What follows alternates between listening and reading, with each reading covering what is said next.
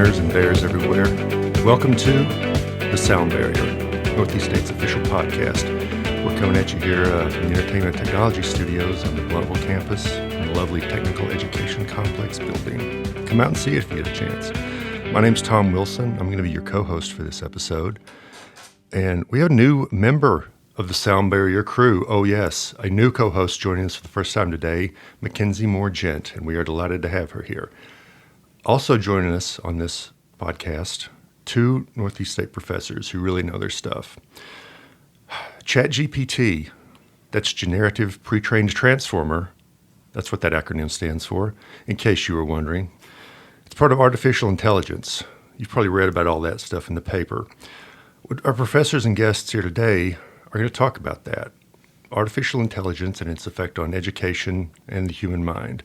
Joining us are Associate Professor of Psychology, Kristin Lazarova, and Associate Professor of History and Humanities, Tabetha Garman. Welcome, friends. So glad to have you on. Thank you so much for having us. This is very exciting. Now, first of all, Tabetha, I'll start with you. Tell us a little bit about how you came to Northeast State and kind of your interest in history and how you came here. I had a long and winding educational path, and I came to history as my, 27th major at some point because a history professor said, hey, you're really good at this. I had never thought of doing history because it was too easy, and I always assumed you had to work really hard for everything, and history always came easy to me, and so I switched majors and just never stopped going to school after that, just kept on going. I ended up at Northeast State. I taught at Lees-McRae and at ETSU. I had some job offers other places, but I had 3 kids in school, and I loved this area, and I wanted to stay here. So when the full-time position opened up and I got it, I was thrilled, and this is where I'm going to spend the rest of my career. Awesome. Glad to hear it. Glad to hear it. Kristin, please tell us about yourself. Hi, thank you so much for having me also on the Sound Bearier. I've been interested in understanding human thinking and behavior since I was a child, and when I entered college, even though I found a variety of courses that I took to be interesting, I found that psychology courses were the most fascinating, and they helped me to understand the people around me, my family, myself, and I was really interested in a lot of the research that I was reading at the time. So throughout graduate school, I became interested in the area of motivation, and then perhaps having children of my own, I became interested in child learning and development, which then led me to pursue a PhD in that area, which I'm currently working and about to begin my dissertation. Well, impressive. Also glad. Thank you again, both of you all, for being here. Of course, the topic of this is artificial intelligence, and certainly a very popular topic. Artificial intelligence engines are being produced by the dozens, if not the hundreds now. Just from an educator's point of view for both of you, what do you see this technology, is it changing classrooms? Is it changing how you relate to students? Is it changing the students' content they turn in for your classes? For me personally, it's not a problem. In fact, I incorporated one of the AI technologies, Educational Copilot, into my final for my History 2020 class. They're using it to create lesson plans to teach a class. I can see where for some academic fields, like composition or whatever, this is going to get in the way, or could. I think an obvious solution would be a flipping classroom, which is something that's been around for a while. So I think it will have an effect and change things. I also think it could be a positive tool that can be used by students like struggling to get a paper started or not really knowing how to put an essay together, because you do have to be able to know what you know to enter the information in to get a good answer. So I think it can be beneficial, but I do think it's going to change things. I mean, it just has to, because the way we're doing things now, it's just not going to be the same.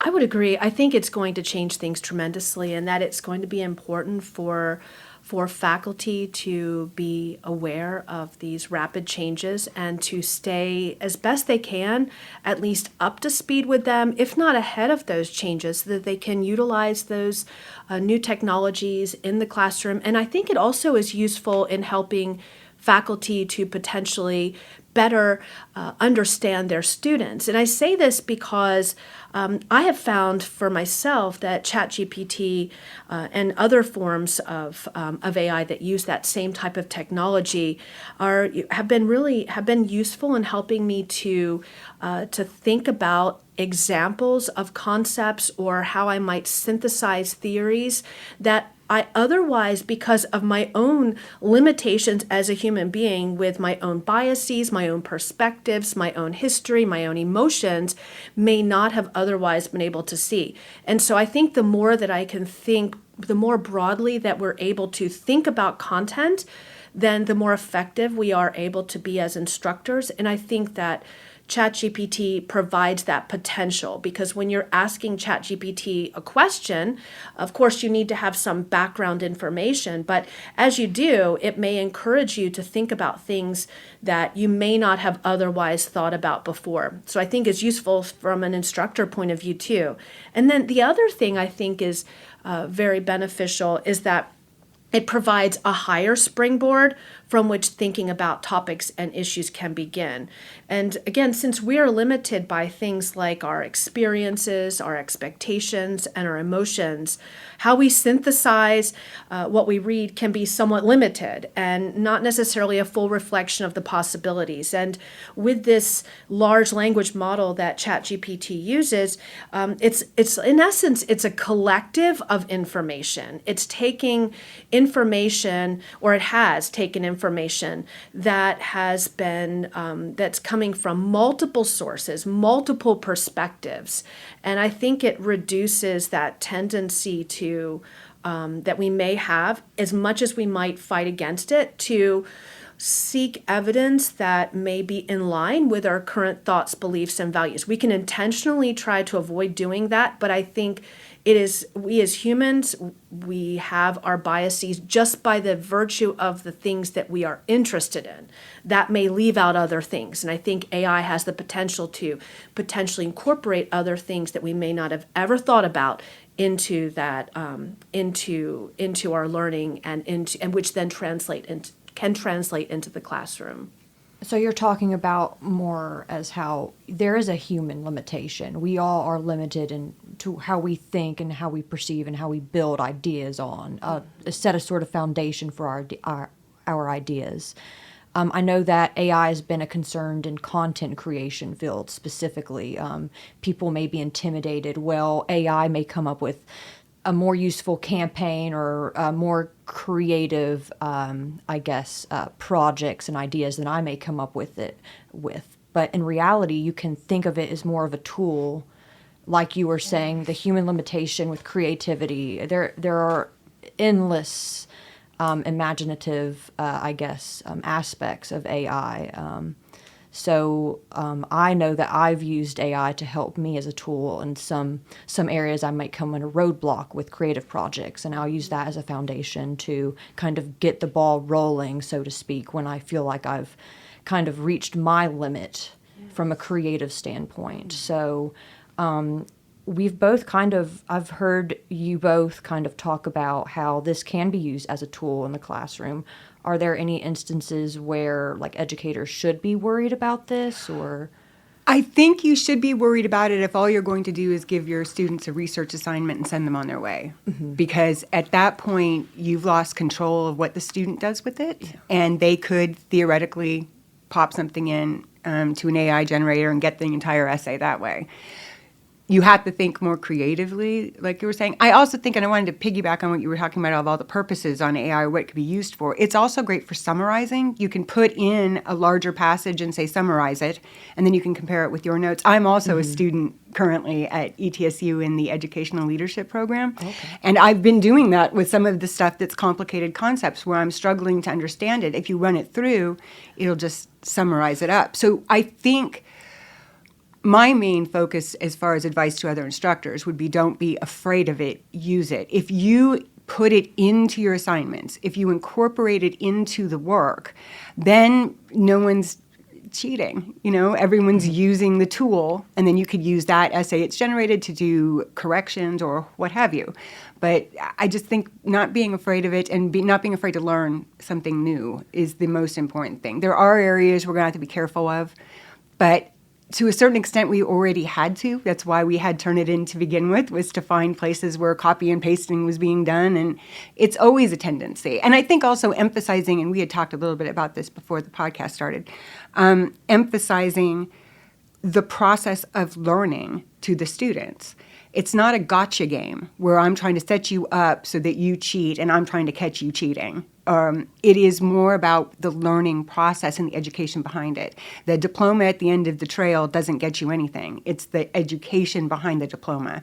So if students choose to use it to cheat, then the only person that's getting hurt is them, because they're losing out on that educational process. So I think the only thing we can really do as faculty is incorporate it. I think we can incorporate it by thinking about what differentiates the human experience and what it means to be human from what AI can currently do. Now, currently, AI can, in what is available to the public, AI does not have self-awareness.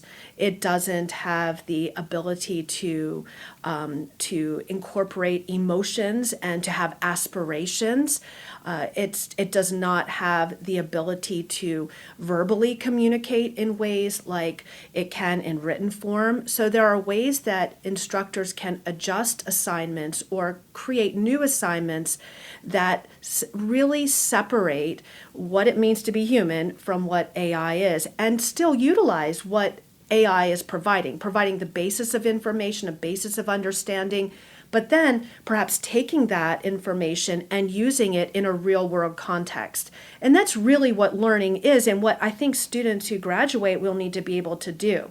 We want students who can think critically. We want students who can create. We want students to be able to think about what they're learning from an interdisciplinary perspective, to come up with new ways of doing things. And I think if we are simply asking students to repeat what they have read, or to only synthesize what they have read, that is important to be able to synthesize.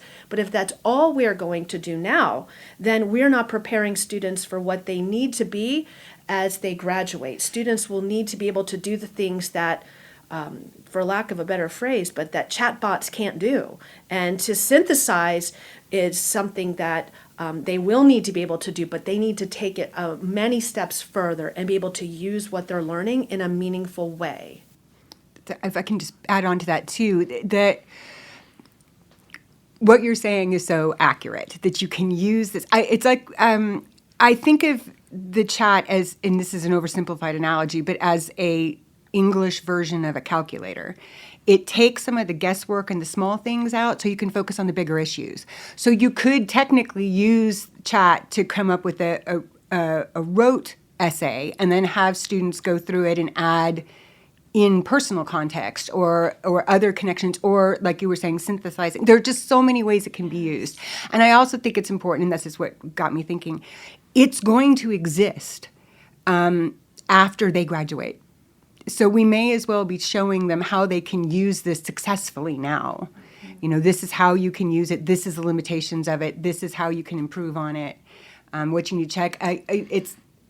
It's not capable of feeling the chat, and it's not capable of necessarily not being a hypocrite or holding two opposite ideas. So being able to go through and fix all that, I don't know. I just feel like it's a huge tool. It's not something to be afraid of. It's something that this could be really important. I think of my students who struggle with writing, just to take a little of that pressure off, a little of that fear off, so they can focus on putting their thoughts on paper as opposed to, am I writing this correctly? Have I done this right? Which is the semantic stuff that's not interesting. It's the thought processes, the perspectives, the ideas. That's what we want, Yes, I think all of what you're saying is so true. As I think about the benefits of this technology, I think it will require that all of us are aware of what it is capable of doing, and that the more that we become aware of it, I think the less fear that people will have. Just like anything that we've seen throughout history, as you could probably much better speak on than I could. But I think about the fear that people may have today being based upon not having enough information. And I think just spending some time with it and reading about it, learning about it will help to reduce the fear and for people to then see this tremendous opportunity that's in front of them. And this opportunity for learning to be so much more meaningful for students. I think it will drive education more in the direction of what really enhances learning, which is having meaningful experiences, being able to use what you're learning, being able to create new things or new products. And I mean products meaning things like things that are original things you write, original things that you may create that are tangible. I think that this technology it really is a great opportunity for students, and it's going to be important for us as faculty to model this desire to learn and this desire to explore and to use it. And I think it's part of encouraging lifelong learning and a desire to continuously learn, not just in the class, but to see life as learning. I think it's a great opportunity. Yeah, speaking of history, do either one of you think that these conversations were being had when Gutenberg rolled out the printing press? Oh, Hey, the world's going to come to an end because we can now read the language? 40 years of the printing press being created, we had our first book burnings. So absolutely. And the argument at the time was all of this knowledge is causing people to question the status quo. So it's better to eliminate the knowledge.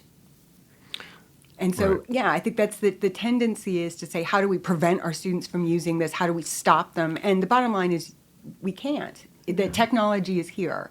Another example is like early factories and the Luddites, stopping the factories. And we read those stories and you feel so empowered. Here these workers were taken back. It didn't work. I mean, the factories still came. I mean, it didn't change anything. So we can fight against it or we can accept it and adapt. The process is a lot quicker and a lot less painless if we just accept it and see it as a positive tool and move forward. I think with AI, we're going to see growth that is so fast that if we are not embracing it with students, then we are doing them a disservice. I think to create a sense of the sense that if you use it, you are not being honest and you cannot use this for assignments. I think that is not preparing students for what we really want them to be able to do. It's like when the big anti-Wikipedia, when Wikipedia first got started, is don't use Wikipedia for any of your sources. So everyone still used it. They just left it off the bibliography. Yes. So it's like, and it didn't go away and it's fine. And, Yeah. We just adapt and move on. And actually, as you say this about Wikipedia, it has caused me to think about how in my courses, I think it's an opportunity. Wikipedia was an opportunity to talk with students about the strengths and benefits or the strengths and weaknesses of Wikipedia and to encourage them to scroll down to the bottom to look at the sources and then direct them to look at those sources and then provide them with some of the tools that they would need in the future to be able to evaluate those sources. So instead of just let's avoid it, we need to encourage students to think about it. I think this is what maybe students maybe students have, in some instances, through earlier education, sometimes students have shared that that learning has been more of a memorization task, more of a task where they're told to do things, to think a certain way, to write a certain way. And I think if we are telling students, if we have these specific rules that they're supposed to engage in and not explain them, we're just continuing that more of an authoritarian approach to interacting with students and to learning. And that's not what will benefit. Talking about history, and you mentioned authoritarian, a colleague here at Northeast State, David Blair, here in technologies, we had him on a previous episode talking about some of the technological aspects of AI. The AI tools that are coming out, they're only as good really as their programming. And as educators, people go into psychology, everything about how humans think. How vigilant do you as educators and just as human beings want to stay about what these tools are programming, depending on who's in control of the programming and what product is being rolled out. Because, I mean, the tools are all obviously being monetized. They're going to be used and adopted by various institutions, organizations. How vigilant do you as teachers, but also just every human being need to be about what I'm getting when I program into an AI tool? Is it really true, or is it what a programmer wants to suggest to me it's true? Exactly. That can be a danger. But then again, the danger already exists. There are websites you can go to that claim to have the Bill of Rights, where they've subtly altered the wording. Yes. So it's more reflective of whatever political views they have. So if you didn't know what the Bill of Rights were, if you've never read the Constitution, you wouldn't know there was a mistake. So I think all of this equipment, in addition to being only as good as the programmers, it's also only as good as the user. If the user doesn't know anything and they're asking the computer to solve the problem for them, then you're relying on the programmer's perspective or whatever capabilities or limitations of that particular technology. And you're never going to know if you have the right answer unless you do the work. I think the best use for these type of things is when you already know, but you're not quite sure how to say. And that's where it can be a benefit, AI. But I think relying on it for a sole answer, you do have to stay vigilant, because there are people out there who are going to be bad actors, and they may have good intentions. As we say in history, the bad guys never know they're bad. They all think they're saving the world. And you have to be careful, because you may be getting a point of view or a limited perspective that's damaging your own education in the process. So. And I think this becomes an opportunity for class discussions where students then have, even an assignment could be given where students are asked to inquire about something of interest to them, asking a question in ChatGPT, and then asked to learn more about whatever concepts or content comes up in the GPT response to determine how quote unquote accurate or inaccurate that is. So I think it can become an exercise in expanding critical thinking for students if it's used properly. If we're only coming in to ChatGPT as a student and we're accepting that what we're given is true, then it's a problem. And that may be where students go initially if they don't know enough about it. But then faculty have, I think it almost becomes an obligation in a way in the learning environment for faculty to help students to understand the potential biases, just like they would have for other potentially biased sources that are out there. And everything that we read, everything that we hear has the potential for bias. We are human beings. We are not automated. And even if we were automated, the automation would have been programmed by humans, which is inherently biased. And so we have to constantly be vigilant of that. And perhaps with the use of algorithms, there may be less bias over time. But then what does that mean? Less bias. Is it incorporating the values of everyone? Is it incorporating only certain values? Is it incorporating only certain cultural perspectives? What lens is the response? The response that is given by ChatGPT? What lens is that response given through? Is it including a variety of backgrounds? That's another thing that I think about with ChatGPT. I wonder, what are the implications for us as a global society? Because when we think about different perspectives, it's so beneficial for learning, for us to hear different perspectives. And ChatGPT is taking data that's already been entered. I think right now it's prior to 2021. And what I wonder is what is the source of all of that data? That's I think, an interesting thing for us to think about. And then who is left out? Who isn't included? What perspectives are not included in that source? And I think about people who maybe have never had an opportunity to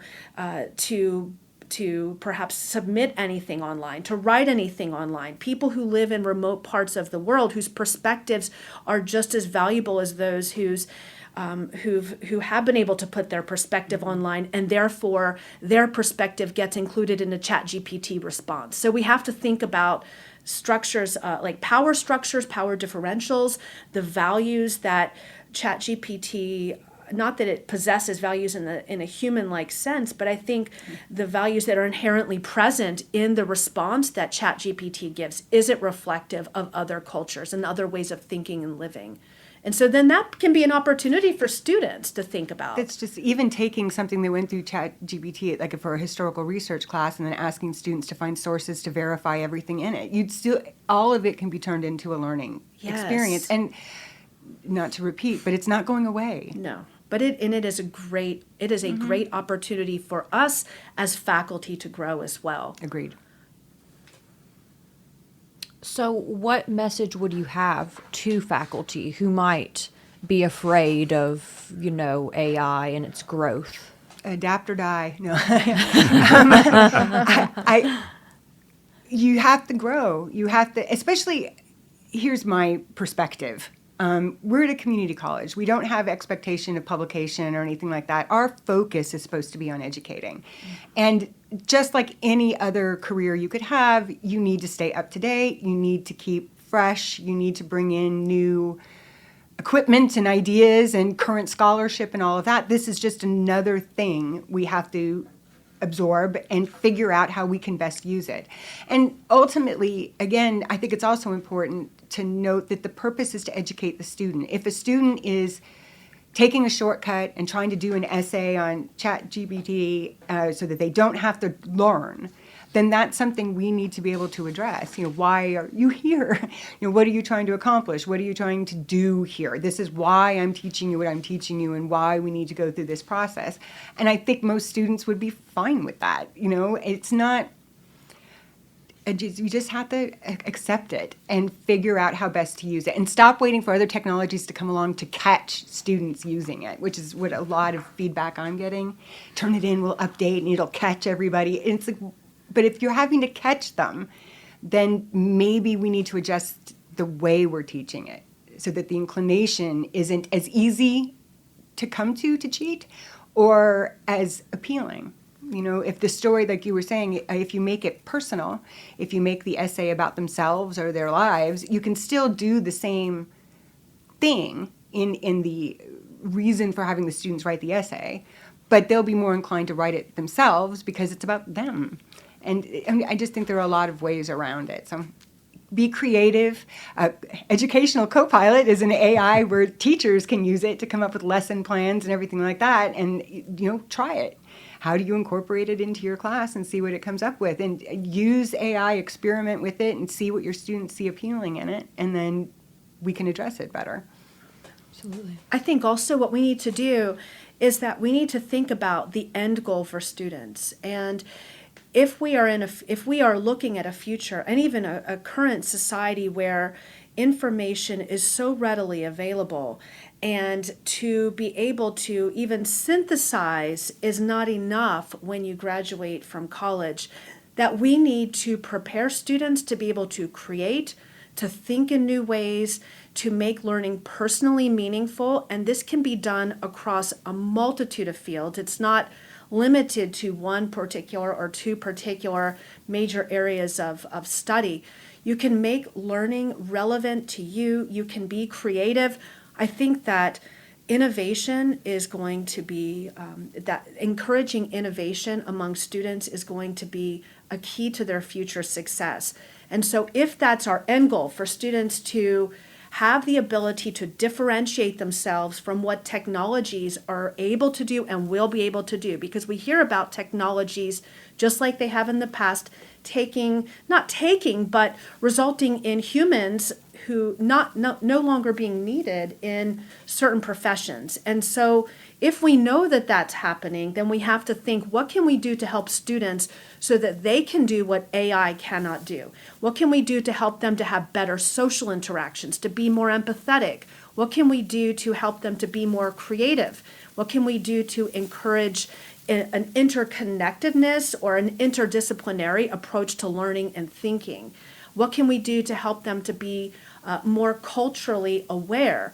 I think these are things that we need to do because it will prepare students. And if we incorporate this into assignments, then by virtue of doing so, then we are reducing the chance of cheating just because that's not what AI can do. So I think that it's really to the benefit of students in the long run, and it's to the advantage of faculty and students to our overall learning environment if we do that in the classroom. How do you see the cognitive process of human beings changing, not just this generation, but maybe a generation down the road, 2 generations down the road, depending on, and again, I go back to this, but depending on what organization or government or what have you is doing the programming of the AI tool, is it replacing, or is it changing human beings' ability to think positively? I know you both really talked well about all the benefits of it. What kind of distance does technology put between humans as far as feeling, emotion, empathy, connectivity with other people in person to kind of, yes, you can see it on a screen and AI can generate it for you. How is it you see this changing, if at all, human connectivity in person? I know we're all online now because we were locked down and everything else, but what's the future of the human brain on this? We are social creatures. We do want to connect with others. There are multiple ways that we can connect with others, especially as adults. But then I think about children, for example, or I think about even going back to infancy, and we can go throughout the educational experiences or the years of education that a children may have, and the potential for technology to, or the possible ways that technology may affect a child's development. I think if we look at human beings, we have an innate need to connect. It's important for us to connect. It's so important that when you and I experience stress, for example, there is a release of oxytocin, which encourages bonding. And so it's part of our human nature to seek connection with others. We as adults, we know we can seek connection using technology, but for young children, I don't know that that's going to be as natural not natural, but I don't know that that's going to be a process that's going to result in the same type of positive benefits that it might for adults. I think about the need for children to attach to another person, someone who provides warmth and comfort and consistent caregiving. And I wonder about what these new technologies may mean for those types of interactions in the future. I wonder what will these new technologies mean for learning environments for children. When I think about learning, it's important for children to be able to trust the environment, for children to feel calm in the environment. And if there are new technologies, or if there are technologies that are not understood, or technologies that don't promote that sense of calmness, that sense of connection, I think it's potentially going to affect the learning atmosphere. It can affect curiosity. We know that for young children, that those who feel securely attached to their caregiver, that they are much more likely to exhibit signs of curiosity. They're going to feel like they can trust their environment, and curiosity is a key component of cognitive development. So I think we need to think about the role of technology in potentially affecting what would naturally be happening between a human and a human adult or a caregiver and a child, and then the longer term effects. The other thing I think that's interesting for us to think about is how does the presence of technology influence our individual behavior, especially if we're not aware of the influence of technology. If we think, for example, about the role of the social environment in shaping behavior, and we are all in an environment where we are perhaps not physically interacting with another individual, but maybe we have some communication that's taking place electronically. So we don't know exactly who we're communicating with, kind of like you may see today with Twitter, for example, or some of the other forms of communication.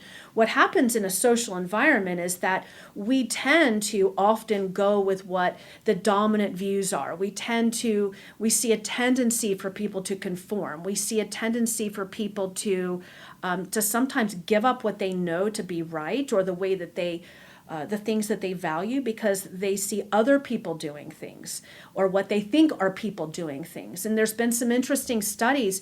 There was one done at Yale a few years ago where they found that when researchers put these so-called bots into the picture, which were bots that were communicating electronically, and that humans thought that the bots were behaving in a selfish way, not knowing that they were bots, but they noticed selfishness, that it increased their own selfish behavior.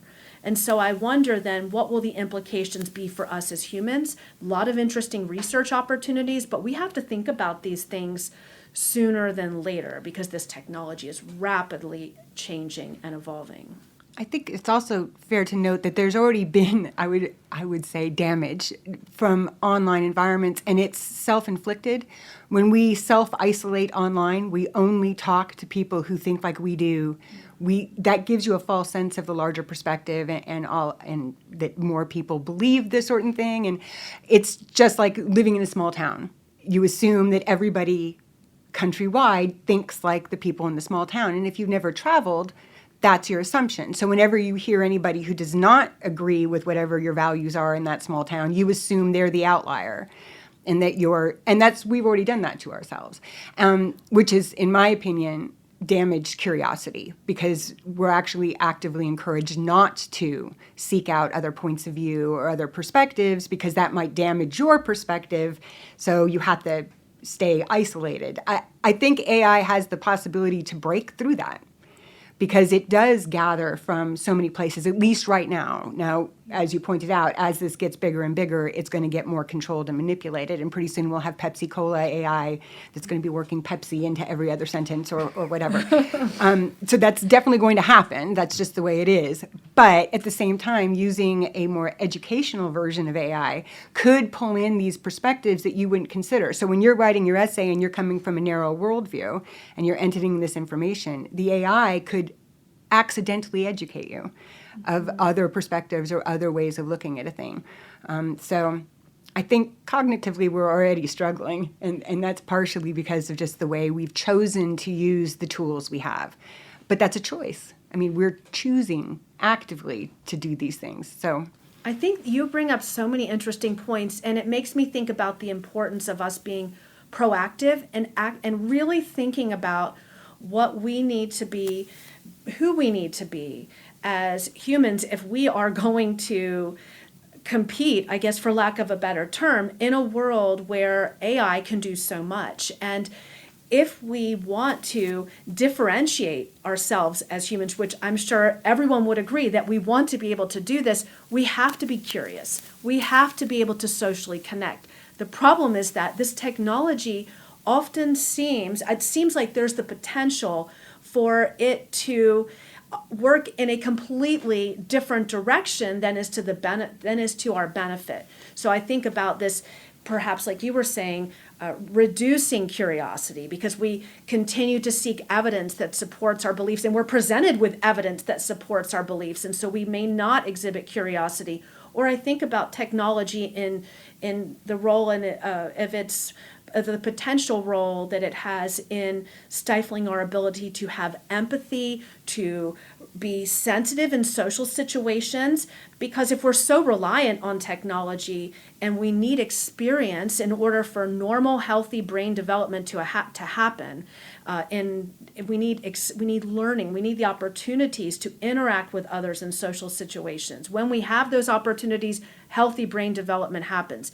I think technology can limit that. And then we become not much different, if we're not careful, in subsequent generations from what AI is currently capable of doing. So we have to be really cautious to make sure that we are actively encouraging the development of empathy and connection. what's another reason for faculty to incorporate AI technology. When it's done behind the scenes, a lot more can go wrong. Yes. But if we bring it out into light and say, this is a great tool, this is not something that we're scared of, this is something we're embracing, students won't see it as the naughty way out or do it behind closed doors, where we can actually address it when it's in the classroom. I think that's a good way to go around that, yeah. Yeah, I think so. And I think it requires that we very, very clearly articulate what the learning goals are, and that these are articulated beyond the scope of learning specific concepts or events or theories, but that we we really emphasize in our objectives for a course and regularly emphasize to students the importance of application, of thinking in new ways, of using what they're learning in a way that is meaningful to them and where they are connecting what they're learning to real world events. AI doesn't have the ability right now to continuously process information as it is giving you information. Once that information is programmed, that's it. So 2021 and before, I think that's the date. Am I right? And so for us, we can regularly adapt, we can change. As I hear you talking, I'm learning and I'm integrating this into my own experience and my own beliefs. AI doesn't have that capability. And so I think we have to understand AI in order for us to be able to effectively integrate it into the learning environment and use it to the best of its capabilities and prepare students. I mean, that kind of just opened up. I remember when you had mentioned another useful tool with it was kind of alleviating our own confirmation bias, so to speak. You know, you seek out ideas that are similar to yours. It's just human nature. I don't know, this conversation I already knew the usefulness, and I already knew that usefulness existed where AI is concerned, but this has kind of just opened, I guess, new ideas for me, just in the because, you know, in the classroom, just thinking of classroom settings, I can definitely see where that fear would exist. And even I'm not an educator, so I wouldn't have that experience. I wouldn't have known all these useful tools, I guess, and ways you can apply it to your students' growth, so to speak, rather than just, you know, it's a no-no tool like Wikipedia or just anything else that has come out over the years that ended up, there is a usefulness to them. It's just about finding that and actually using it. Mm-hmm. That's the trick. So, Tom? I guess even before ChatGPT and all this became a thing, do both of you feel confident that students were probably using it to turn in some writing assignments already before it became such a thing? We're not saying that was a bad thing, but maybe they were already, because most students are already well ahead of the curve as far as technology. If something's out there that's going to help, they're going to seek it out and find it. Could you tell at that point that, they might be using a little AI to write this? Most of the assignments I do are kind of weird, so it would be hard to use AI in it. But I did have an experience with a class that's more limited in the sources they have, where I got the suspicion, because you can see a lot of repeated sentences. There's a certain structure and a beat to the way AI writes that you can start noticing if you're reading a lot. It also does a lot of word salad. So you get, you could take one sentence and type into it, make this a paragraph, and it will, but that paragraph won't say very much. So you can kind of get a feeling for when. But then again, I mean, how many of us have had papers done by students where you felt the padding, where someone just sat there and tried to reword the same sentence because they wanted to hit that page count or whatever. And so it's Right. a similar thing. I don't, in my mind, I don't see it as any different than any other tool students have used in the past. I really want to instead take this new technology as an opportunity to reframe or expand upon how I currently want students to experience learning. So, for example, in one of my courses, students are required to come up with a research question, and then they're asked to use the scientific method and apply concepts that they're learning in class connected to research design to design and then conduct research while I scaffold them during the process, and they work with other students. Now, they have to then, at the end of the semester, and there's various parts of the project, but one of the components is they do have to present background information on the topic that they are exploring, or concepts or theories connected to their research question. I know that ChatGPT can be very useful if a student wanted to dig deeper and do so in a more expeditious manner. And I'm okay with that. I'm really okay with students doing that as long as they're then getting into groups, talking about that with their classmates. They're sharing what they've learned. They're able to share this with me, what they've learned. And there's different ways that we can do this. But the rest of their project is something that currently AI can't do, and that is designing the study and then conducting the study, where they actually have to go and collect data. They have to conduct an experiment, think about independent and dependent variables, controlling for extraneous variables. They have to think about things like ethics in research. They have to come up with an informed consent. So I do this because it really allows students to apply what they're learning. It allows them to think about learning in a way that is personally meaningful, and allows them to think about the research process. So they're applying concepts. And I think about how these types of assignments will continue to be useful in the classes that I teach, and I'll probably expand on them in ways so that I know that even if students are using ChatGPT, they're still learning. And I think there are ways we can do that. We just have to be creative. Yeah, isn't creativity, and I know the faculty I've encountered at Northeast State, nobody wants to just turn out another class of students. I know we've got spring graduation coming up, and we're going to have another several hundred graduates. But nobody wants to simply turn out graduates. These are all individuals that have skills, creative skills in whatever major they've gone through in, but also the faculty I've always known, and both of you included, as you've talked about today, want them to understand how the world is working, where it's moving, what it's doing. And isn't that just something else you want to incorporate in the classroom as a teaching tool? That really, the compass, the protractor, the encyclopedia, these are just tools in learning. Do we really want to look at AI as just one more tool in equipping them with those skills?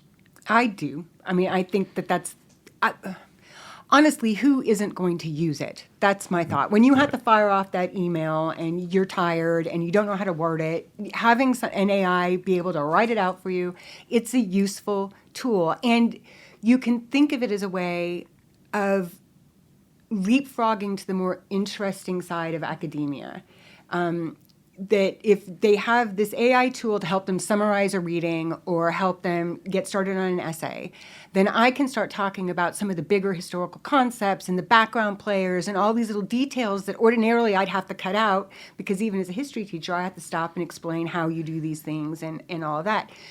If we can see it as a way to thinking, and particularly nowadays, when our students are coming to us from an education system that does not encourage creativity or critical thinking, to come here, we have, in a lot of cases, we're the last stop for our students. They're never going to go further in education. This is our opportunity to show them critical thinking, the depth, the connections, the perspectives, all the different stuff that makes life more gooder. Mm-hmm. All the depth of things that makes life more entertaining and more interesting. And we get so hung up on these little rote things, which are necessary for communication and for the ability to talk. But at the same time, the higher thought process is what's actually more important. I think so. And I think if we stay in that space of you can't use this, or you're only allowed to use this for these circumstances and not those, we're not preparing students to function in the real world. We have to think about what is our purpose as educators. And we want students to be prepared. And we also want students to be able to thrive within our community. And I think if we're not doing things like using the technology that is available that can serve as a springboard so that we can have even deeper discussions, we can have even more critical thinking skills developing, or greater development of critical thinking skills, I think we're not maximizing the opportunities that are available to us. And ultimately, that's not good for us as individuals, and it's not good for us as a community. I think our community has just as much capability of having the high-level critical thinking skills and the ability to create and innovate as anywhere else. We just have to think about the tools that are available and see them as opportunities, instead of things that we need to maybe worry about. And there are many people who see them as opportunities, but for anyone who is worried about them, I think if you explore and you learn more about them, then your fears will be reduced. They'll be alleviated. There is fear. We don't know some of what's coming in the future, but that's somewhat exciting in a way. It's an opportunity for us to grow and to think about the world in new ways, to think about ourselves in new ways. Plus, it's just cool. Yeah. We Yes. human Yeah. beings have invented a technology that can write an essay for us. That's amazing. amazing. I mean, it's just incredible. There's a machine I talk about in my Humanities 2350, Technology and Culture, that the Greeks invented that runs on sand, and it moved really slowly. It had a sand drop, and it had a wheel, and it would pull, and they invented it, and they used it to pull scenery in plays. They didn't need it. They had people that could do it, but it was cool. And so they invented it, and they used it, and it became part of the show. And that's how I see this. This is part of the show now, and we should be figuring out how to use it to the best advantage. Absolutely. And I think, and as you're saying this, I'm thinking about the ability of AI to help us to address one of the problems that I think many people have thought about in education and that is the compartmentalization of knowledge. I think with AI technology like ChatGPT, we'll see less compartmentalization of knowledge. We'll be able to think about how topics or fields of study that may seem so distantly connected really are fundamentally connected. And so I think this is a great opportunity for our own cognitive growth and then the growth of us as a society and how we think about life, how we think about each other. Excellent. Yeah, very true. Wow, some incredible insights on all of this. We like to close the show with an interesting question. This question was not generated by AI, but we kind of do a little change up with guests and ask them a question. And the question we're going to ask you is: think of an animal in the world that you would be fascinated to see if it was the size of an elephant. What would that animal be? Not an elephant, of course, but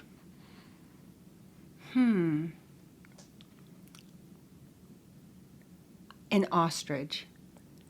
That's terrifying. I an know, ostrich, isn't it? truly. It would be fascinating to be able to see it in its all full glory. Climb right on up in there. I don't know. I'm going to stick with that, darn it. You'd love have some that. great feathers. Could make a hat. Think of the eggs. I'm saying. Oh my, yes. It would be fantastic.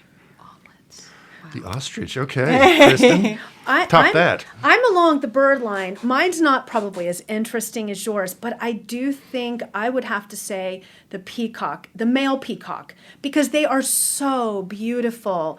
And I wonder if they're really large, if they would be slower, and therefore you could catch up to them to take a better look at their beautiful feathers.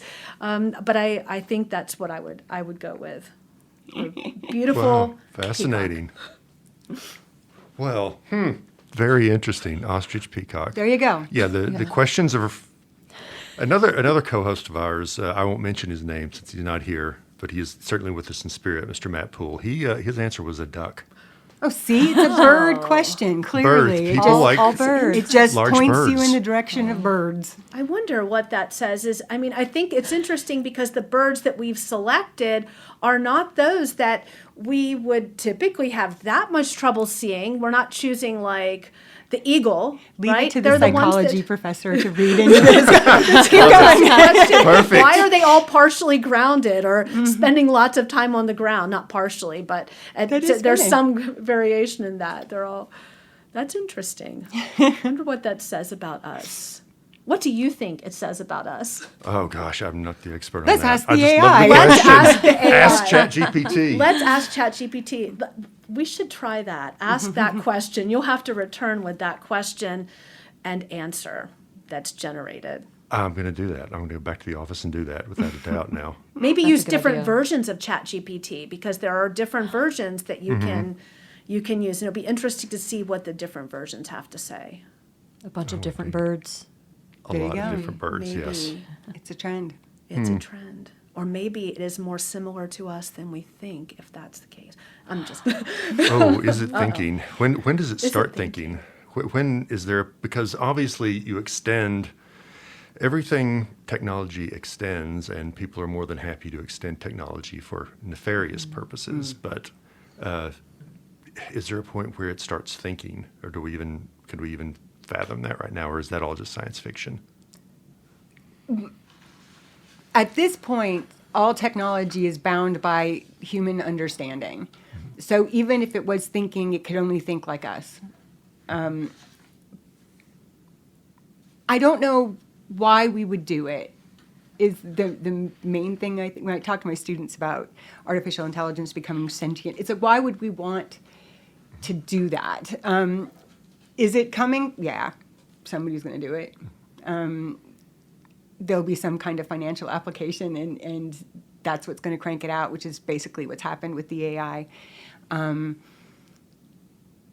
I don't think it's a good idea, but I don't think we're going to end up with Skynet and Terminators or anything like that either. So, I mean, it's just something else we'll do. And at the same time, there is kind of a coolness to it that humans possibly could invent something that could think on its own within human limitation.